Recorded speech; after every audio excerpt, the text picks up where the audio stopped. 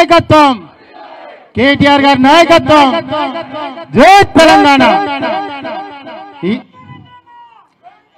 ఈరోజు వరంగల్ తూర్పు నియోజకవర్గ కార్యకర్తల విస్తృత సమావేశానికి ముఖ్య అతిథిగా విచ్చేసినటువంటి పెద్దలు, రాష్ట్ర వర్కింగ్ ప్రెసిడెంట్, మాజీ మంత్రివర్యులు పెద్దలు కేటీ రామారావు అన్న గారికి, వేదిక మీద ఉన్నటువంటి మన అభ్యర్థి బీఆర్ఎస్ పార్టీ అభ్యర్థి సుధీర్ కుమార్ గారికి, వేదిక మీద ఉన్నటువంటి పెద్దలందరికీ, వేదిక ముందు కూర్చున్నటువంటి బీఆర్ఎస్ పార్టీ కార్యకర్తలందరికీ కూడా పేరు పేరున నా ఉద్యమాభివందనాలు, హృదయపూర్వక నమస్కారాలు తెలియజేసుకుంటున్నాను.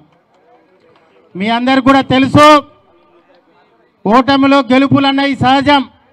కానీ ప్రతి అణువణువు కూడా ఈ ప్రాంతాన్ని అభివృద్ధి చేసుకోవాలని ఒక సంకల్పంతో కేసీఆర్ గారు ఒక సూపర్ స్పెషాలిటీ హాస్పిటల్, ఒక కలెక్టర్ ఆఫీస్, ఒక బస్ స్టాండ్, అదేవిధంగా ఒక ఎంఎస్ఎంఈ ల్యాండ్ అలాట్మెంట్, ఇవన్నీ కూడా రోడ్లు, డ్రైనేజీ, స్టామ్ వాటర్ డ్రైన్ దగ్గర 4,000 కోట్లతోటి అభివృద్ధి చేశాం. ఇకపోతే మీ ఎమ్మెల్యే విషయానికి వస్తే 119 మంది ఎమ్మెల్యేలలో 7గురికి మాత్రమే మచ్చలేకుంటున్నారు ప్రజాపాలన అని కాంగ్రెస్ ఓడు పెడితే దాంట్లో మీ ఎమ్మెల్యే ఒకడని కూడా ఈ సందర్భంగా చెప్తున్నాం. మరి ఈ విధంగా కేసీఆర్ గారి నాయకత్వాన పని చేసుకుంటూ అభివృద్ధి, అదేవిధంగా సంక్షేమము, అదేవిధంగా ప్రజలందరినీ కూడా అప్గ్రేడ్గా ముందుకు తీసుకోవాలని ఒక సంకల్పంతో పనిచేసినాం. దురదృష్టవశాత్తు అది వక్రీకరించడం జరిగింది. కానీ ఇప్పుడున్న పరిస్థితులలో ఇప్పుడున్నటువంటి శాసనసభ్యురాలు మంత్రివర్యులు ఇక్కడ 5 నెలలు అవుతుంది. ఈ 5 నెలల నుంచి ఈ ప్రాంతంలో వారు కలిసేది లేదు, ప్రజల యొక్క అవసరాలను తీర్చేది కూడా లేదు.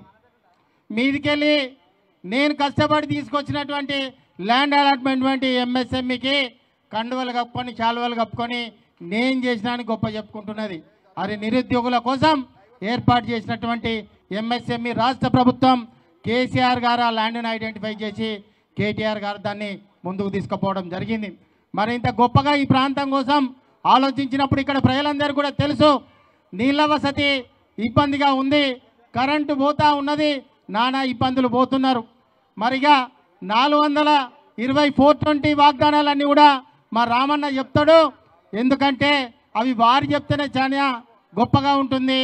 కాబట్టి మిమ్మల్ని అందరినీ కోరేది ఒకటే, ఆ క్షణంలో ఏమైందేమో, ఏం జరిగిందో ఏమో కానీ, మీకు ఏం బాధ అనిపించిందో ఏమో కానీ, ఈరోజు కేసీఆర్ గారు లేని లోటు ఈ రాష్ట్రం ఈరోజు కనబడుతున్నదని కూడా ఈ సందర్భంగా మీకు చెప్పడం జరుగుతున్నది.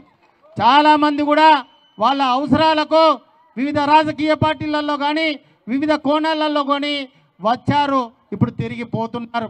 పోతే పోండి, ఇక్కడ ఒరిగేది ఏం లేదు.